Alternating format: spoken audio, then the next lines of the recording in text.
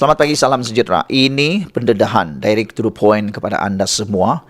Apabila Zahid umum keputusan yang benar-benar mengejutkan seluruh Malaysia dan paling terkejut pada pendapat saya ialah Anwar Ibrahim yang merangkap Perdana Menteri, kerana timbalan Perdana Menteri Anwar Ibrahim ini dengan berani meniru gaya Anwar Ibrahim, meniru skill Anwar Ibrahim, meniru langkah Anwar Ibrahim, merisikokan jawatan dia sebagai Presiden UMNO. Kalau sebelum ini Anwar Ibrahim merisikokan jawatan Perdana Menteri beliau melalui undi percaya di Parlimen, yang mana Anwar Ibrahim menang dengan undian hampir 2/3, menang 2/3, maafkan saya 2/3, kerana semua orang mengundi Datuk Seri Anwar Ibrahim melalui undian suara, bukan belah bahagi. Dan mungkin itu akan menunjukkan mungkinkah semua ahli parlimen menyokong Anwar Ibrahim. Hari ini apa yang berlaku, Zahid Hamidi pun mendedahkan risiko besar untuk jawatan beliau, meniru gaya Anwar, langkah Anwar, strategi Anwar apabila dia memberikan bayangan pemilihan UMNO akan dibuat lebih awal. Itu pertama. Yang kedua ialah apabila Zahid Hamidi lebih konsisten kepada pemilihan Presiden UMNO dan timbalan Presiden. Dia kurang berminat untuk tidak dipertandingkan jawatan Presiden dan timbalan Presiden UMNO. Makna kata, Zahid Hamidi berani berdepan risiko, meniru Anwar Ibrahim, strategi Anwar Ibrahim. Ini yang kita mahu, supaya mulut-mulut pengkritik, mulut-mulut orang yang bau busuk mengkritik kononnya Zahid takut nak tumbang itu dapat ditutup setutup-tutupnya dengan keputusan Zahid ini. Kalah atau menang itu lain cerita. Kalah menang itu adat perlawanan. Tetapi kalau kata Zahid takut untuk kalah, mungkin ditutup oleh tindakan Zahid memberi bayangan pemilihan UMNO dibuat lebih awal, dan satu lagi bahawa perwakilan UMNO akan tentukan jawatan tertinggi parti, kata Zahid. Itu dua perkara, pengakuan Zahid, pendedahan Zahid, keputusan Zahid yang mungkin kamu boleh share kepada seluruh dunia. Zahid bukan takut jawatan beliau hilang, kena Zahid meniru langkah untuk pemilihan diadakan dan juga diawalkan. Saya sangka dia akan dilambat-lambatkan, rupa-rupanya Zahid awal-awalkan. Pemilihan UMNO mungkin akan dipercepat, iaitu lebih awal daripada Mei tahun depan, kata Presidennya Ahmad Zahid Hamidi. UMNO perlu melakukan pemilihan paling lewat Mei 2023 bagi memenuhi syarat. Tempoh 6 bulan selepas PRU 15, kata Zahid Hamidi.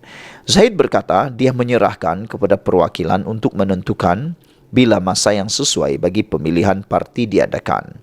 Katanya pemilihan parti tidak diadakan semasa Perhimpunan Agung UMNO, tetapi dibuat serentak dengan persidangan peringkat bahagian parti itu. 191 bahagian akan adakan persidangan serentak di seluruh negara dan adakan pemilihan kepimpinan bahagian dan pusat.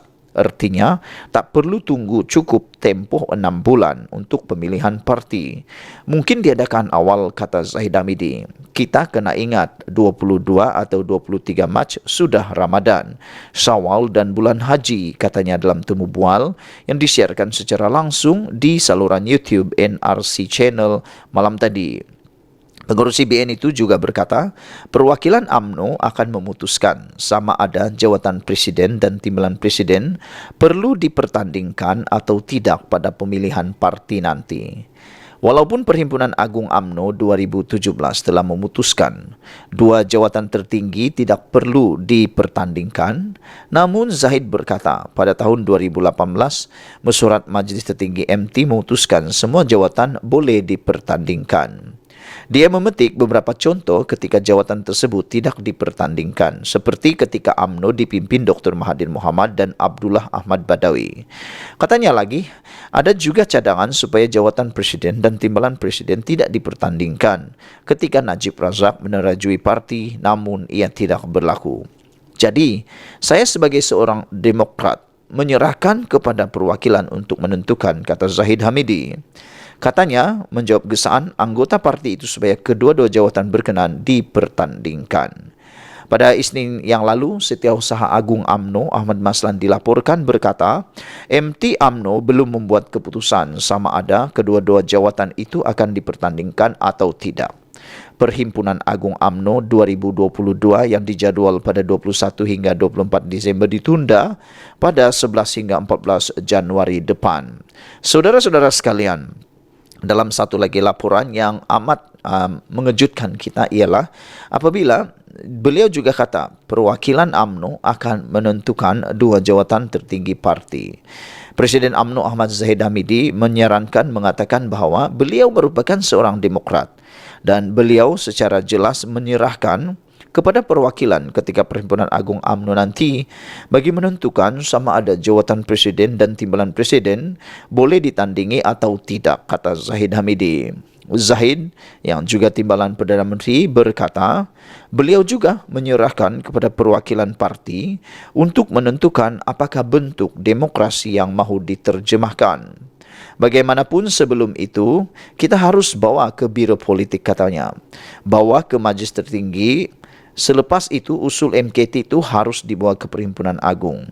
Biar perwakilan yang menentukan dalam Perhimpunan Agung itu, katanya dalam satu bual bicara. Zahid juga berkata demikian bagi mengulas gesaan daripada dalaman parti supaya kedua jawatan itu dipertandingkan. Mengulas lanjut, Zahid juga berkata dia memihak kepada dua jawatan teratas itu dipertandingkan dengan merujuk pelantikannya sebagai presiden pada tahun 2018 walaupun pada Mesyuarat Agung 2017 telah memutuskan semua jawatan boleh dipertandingkan.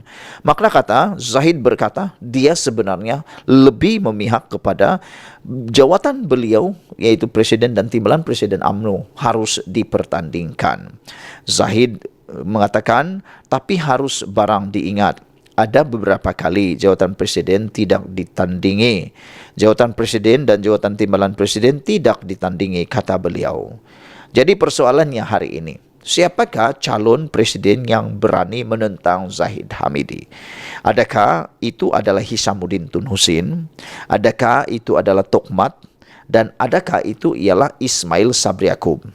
3 orang ini sahaja yang boleh saya fikirkan boleh menentang Presiden UMNO ini.